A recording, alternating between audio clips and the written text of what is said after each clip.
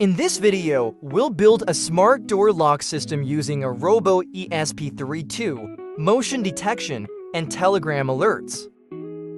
Perfect for simple home security projects. Let's get started. This is the schematic for this project. First of all, we need to connect the PIR sensor to the pin on the Robo ESP32. Then we connect the servo motor to the Robo ESP32 analog pin. The most important one, we must mount the ESP32 on the Robo ESP32. This project detects motion, locks the door using a servo, sounds an alarm, and sends you a telegram message instantly. This is the main coding.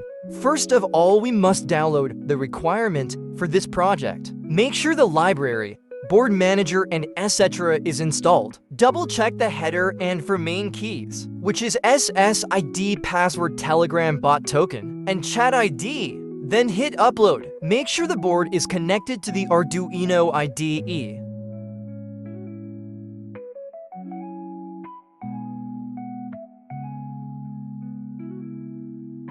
Wait for it to be done uploading.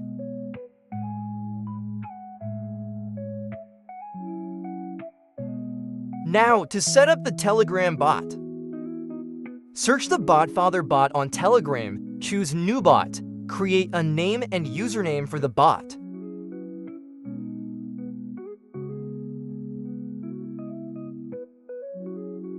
Make sure to chat the bot first, so we can get the chat ID.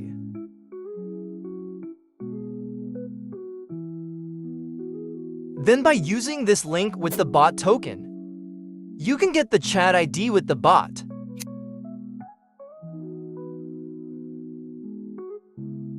When movement is detected, it will send the notification to the Telegram and lock the door. We can open back the lock by sending lock or unlock command to the Telegram bot.